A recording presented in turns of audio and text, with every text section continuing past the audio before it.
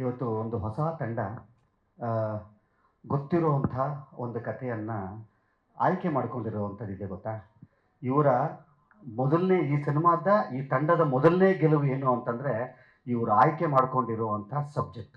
ಈ ಸಬ್ಜೆಕ್ಟಲ್ಲಿ ಗೆದ್ದಿದ್ದಾರೆ. ಸೊ ಹಾಗಾಗಿ ಇವರ ಮೊದಲನೆಯ ಪ್ರಯತ್ನದಲ್ಲೇ ಅವರು ಕೈ ಹಾಕಿರುವಂಥ ಏರಿಯಾ ಇದೆ ಗೊತ್ತಾ, ಅಲ್ಲಿ ಅದನ್ನು ಸೆಲೆಕ್ಟ್ ಮಾಡ್ಕೊಳ್ಳೋವಂಥದ್ರಲ್ಲೇ ಅವ್ರು ಗೆದ್ದಿದ್ದಾರೆ ಅಂತಂದರೆ ತಪ್ಪಾಗಲ್ಲ. ಏನಕ್ಕೆ ಅಂತ ಹೇಳ್ತೀನಿ ಕೇಳಿ. ಇದು ಗೊತ್ತಿರುವಂಥ ನಡೆದಿರುವಂಥ ಒಂದು ಘಟನೆ. ಒಂದು ಘಟನೆಯ ಆಧಾರಿತವಾದಂಥ ಸಿನಿಮಾ ಮಾಡುವಂಥದ್ರಲ್ಲಿ ಇರುವಂಥ ಜವಾಬ್ದಾರಿ ಇದೆ ಗೊತ್ತಾ, ಅದು ಆ ತಂಡಕ್ಕೆ ಮಾತ್ರ ಗೊತ್ತಿರೋಂಥದ್ದೇ. ಯಾಕಂತಂದರೆ ಕಾಲ್ಪನಿಕವಾದಂಥ ಸಿನಿಮಾಗಳಲ್ಲಿ ಅಲ್ಲಿ ಇಲ್ಲಿ ಸ್ವಲ್ಪ ತಪ್ಪಾದ್ರೂ ಕೂಡ ನಡೆದೋಗುತ್ತೆ. ಅದಕ್ಕೊಂದು ಕ್ರಿಯೇಟಿವ್ ಲಿಬರ್ಟಿ ಅಂತ ಇರುತ್ತೆ. ಅಲ್ಲಿ ಆ ಕ್ರಿಯೇಟಿವಿಟಿಯ ಒಂದು ಲಿಬರ್ಟಿಯಲ್ಲಿ ನಡೆದೋಗ್ಬಿಡುತ್ತೆ. ಆದರೆ ಇಂಥದ್ದು ಸಿನಿಮಾಗಳಲ್ಲಿ ಒಂದು ಚೂರೂ ತಪ್ಪಾಗಂಗಿಲ್ಲ ರೀ. ಯಾಕಂತಂದರೆ ಈ ಘಟನೆ ಬಂಡೆ ಸಾಹೇಬರ ಆ, ಒಂದು ದಕ್ಷ ಅವರ ಕಾರ್ಯಾಚರಣೆ ಆಗಿರ್ಬೋದು, ಅವರ ಅವರ ಕಾರ್ಯ ಆಗಿರ್ಬೋದು, ಇದು ಇಡೀ ಕರ್ನಾಟಕಕ್ಕೆ ಮಾತ್ರ ಅಲ್ಲ, ಇಡೀ ದೇಶಕ್ಕೆ ಗೊತ್ತಾದಂಥ ಒಂದು ವಿಚಾರ. ಸೊ ಆ ಥರದ ಒಂದು ವಿಚಾರವನ್ನು ಇವತ್ತು ಸಿನಿಮಾದ ಆಧಾರವಾಗಿ ಇಟ್ಕೊಂಡು ಸಿನಿಮಾ ಮಾಡೋಕ್ಕೆ ಹೊರಟಿದ್ದಾರೆ ಗೊತ್ತಾ. ಅಲ್ಲಿ all the best, hats off to the entire team, hats off to the entire team sir. ನೀವು ಈ ಸಿನಿಮಾ ಮಾಡಲಿಕ್ಕೆ ಕೈ ಹಾಕಿರೋದ್ರಲ್ಲೇ ನಿಮ್ಮ ಒಂದು ದಿಟ್ಟತನ ಮತ್ತು ನಿಮ್ಮ ಒಂದು ಪ್ಯಾಷನ್ ಗೊತ್ತಾಗ್ತಾ ಇದೆ. ಖಂಡಿತವಾಗ್ಲೂ ಈ ಥರದ ಸಿನಿಮಾಗಳು ಬರಬೇಕು ನಮಗೆ. ಈ ಥರದ ಸಿನಿಮಾಗಳು, ಇದು ಬರೀ ಒಂದು ಸಿನಿಮಾ ಮಾತ್ರ ಅಲ್ಲ, ನಮ್ಮ ಕರ್ನಾಟಕದಲ್ಲಿ ನಿಜವಾದ ಅಂದರೆ ನಿಜವಾದ ನಾಯಕರಿದ್ದಾರೆ ಗೊತ್ತಾ. ನಿಜವಾದ ನಾಯಕರು ಯಾರು ಅಂತ ಹೇಳಿದ್ರೆ ಈ ಥರದವರು. ಅಂದರೆ ಬಂಡೆ ಸಾಹೇಬರಂಥ, ಮಲ್ಲಿಕಾರ್ಜುನ್ ಬಂಡೆ ಸಾಹೇಬರಂಥ ಹೀರೋಗಳಿದ್ದಾರೆ ಗೊತ್ತಾ. ಅವರು ಅಪರೂಪಕ್ಕೆ ಅಪರೂಪಕ್ಕೆ ಅಪರೂಪಕ್ಕೆ ಜನಿಸ್ತಾರೆ. ಸೊ ಆ ಥರದ ಒಂದು ನಾಯಕರ ಸಿನಿಮಾನ, ಆ ಥರದ ಒಂದು ನಾಯಕನ ಸಿನಿಮಾನ ಇವತ್ತು ನೀವು ಮುಖ್ಯ ಕೇಂದ್ರ ಬಿಂದುವಾಗಿ ಇಟ್ಕೊಂಡು ಸಿನಿಮಾ ಮಾಡಲಿಕ್ಕೆ ಹೊರಟಿದ್ದೀರಿ ಗೊತ್ತಾ. ಇದು ಖಂಡಿತವಾಗ್ಲೂ ಬರೀ ಸಿನಿಮಾ ಮಾತ್ರ ಅಲ್ಲ, ಒಂದು ಸಾರ್ಥಕತೆಯ ಕೆಲಸ ಇದು ನಿಮಗೆ. ಖಂಡಿತವಾಗ್ಲೂ ಇಡೀ ಕರ್ನಾಟಕದ ಜನತೆ ನಿಮ್ಮನ್ನು ಮೆಚ್ಚಬೇಕು ಅಂತ ಅನ್ನೋವಂಥದ್ದು. ಇವತ್ತು ಇನ್ನೊಂದು ಖುಷಿಯಾಗಿರುವಂಥ ವಿಚಾರ ಏನು ಅಂತಂತಂದರೆ, ಇದು ಬರೀ ಹೊಸಬರ ಸಿನಿಮಾ ಅಲ್ಲ. ಹೊಸಬರ ಸಿನಿಮಾ ಆದರೂ ಕೂಡ ನಾವು ಇಲ್ಲಿ ನಿಮ್ಮ ಜೊತೆಯಲ್ಲಿ ನಿಂತ್ಕೊಂಡಿರ್ತೀವಿ ಅಂತ ಅನ್ನೋವಂಥದ್ದು ಇವತ್ತು ನನ್ನ ಕಣ್ಣಿಗೆ ಕಂಡಿದ್ದೇನು ಅಂತಂತಂದರೆ, ಅಷ್ಟಕ್ಕಷ್ಟು ಜನ ಇವತ್ತು ಮಾಧ್ಯಮ ಮಿತ್ರರು ಇಲ್ಲಿದ್ದೀರಿ ಗೊತ್ತಾ.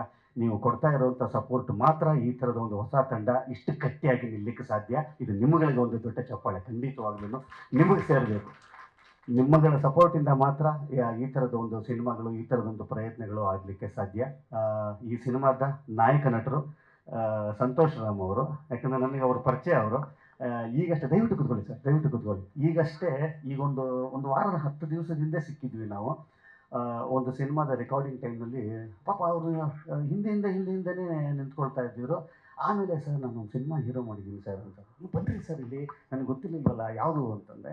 ಸರ್ ಬಂಡೆ ಅವರ ಹೆಸರು ಕೇಳಿದ್ದೀರಾ? ಹೌದು, ಮಲ್ಲಿಕಾರ್ಜುನ್ ಬಂಡೆ ಯಾರಿಗೆ ಗೊತ್ತಿಲ್ಲ, ಇಡೀ ಕರ್ನಾಟಕದ ಯಾರಿಗೆ ಗೊತ್ತಿಲ್ಲ. ಆ ಪಾತ್ರ ನಾನು ಮಾಡ್ತಾ ಇದ್ದೀನಿ ಸರ್ ಅಂತ. ನಾನು ನಿಜಕ್ಕೂ ಎಷ್ಟು ಖುಷಿ ಆಯಿತು, ಅಷ್ಟೇ ನಿಮ್ಮ ಬಗ್ಗೆ ಹೆಮ್ಮೆ ಆಯಿತು ರೀ. ಯಾಕಂತಂದರೆ ಆ ಥರದ ಒಂದು ಪಾತ್ರವನ್ನು, ಆ ಥರದ ಒಂದು ಬರೀ ವ್ಯಕ್ತಿ ಅಲ್ಲ, ಅದೊಂದು ವ್ಯಕ್ತಿತ್ವ. ಅದು ಆ ವ್ಯಕ್ತಿತ್ವವನ್ನು ಪ್ರತಿಬಿಂಬಿಸುವಂಥ ಒಂದು ಪಾತ್ರದ ಜವಾಬ್ದಾರಿ ನೀವು ತೊಗೊಂಡಿದ್ದೀರಿ ಗೊತ್ತಾ. ಇಲ್ಲಿ ನಿಜಕ್ಕೂ ಕೂಡ ನಿಮಗೆ ತುಂಬ ತುಂಬ ತುಂಬ ದೊಡ್ಡ ಕ್ರೆಡಿಟ್ಸ್. ಯಾಕಂತಂದರೆ ಅದನ್ನು ತುಂಬ ಜವಾಬ್ದಾರಿಯುತವಾದಂಥದ್ದು. ಆಮೇಲೆ ಈ ಸಿನಿಮಾದ ರವಿಯವರು ಈ ಸಿನಿಮಾದ ನಿರ್ದೇಶಕರಾಗಿರ್ತಾರೆ. ದೊಡ್ಡಮನಿಯವರು ಈ ಸಿನಿಮಾದ ನಿರ್ಮಾಪಕರಾಗಿರ್ತಾರೆ. ಅವರು ನನಗೆ ಭಾಳ ಪರಿಚಯ ಇರುವಂಥವರು. ರಾಜುಗೌಡರ ಮುಖಾಂತರವಾಗಿ, ದಯಾನ್ ಅವರ ಮುಖಾಂತರವಾಗಿ, ತರುಣ್ ಅವ್ರ ಮುಖಾಂತರವಾಗಿ ಒಂದು ನಮ್ಮ ತುಂಬ ಒಡನಾಟ ಇದೆ ನಮಗೆ. ಆದರೆ ಅವ್ರು ನಿರ್ಮಾಪಕರು ಅಂತ ಗೊತ್ತಿರಲಿಲ್ಲ. ಸರ್ ನೀವೊಂದು ಸಿನಿಮಾ ಮಾಡಿದ್ದೀರಿ ಅಂತ ಅನ್ನೋ ವಿಚಾರ ನನಗೆ ಗೊತ್ತಿರಲಿಲ್ಲ. ಆದರೆ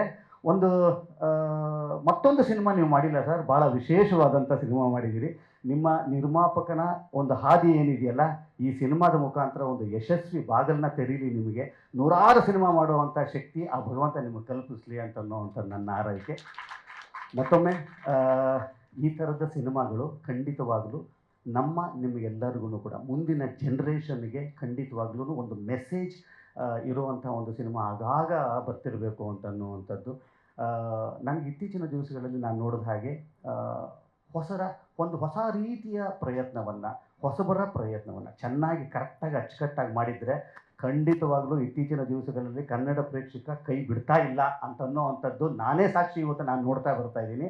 ಇವತ್ತು ಈ ಹೊಸಬರ ಪ್ರಯತ್ನವನ್ನು ಗೆಲ್ಲುತ್ತಾ ಇರುವಂಥ ಸಿನಿಮಾಗಳ ಪಟ್ಟಿಯಲ್ಲಿ ಈ ಸಿನಿಮಾ ಸೇರಲಿ ಅಂತ ಅನ್ನೋವಂಥದ್ದು ನನ್ನ ಆಶಯ.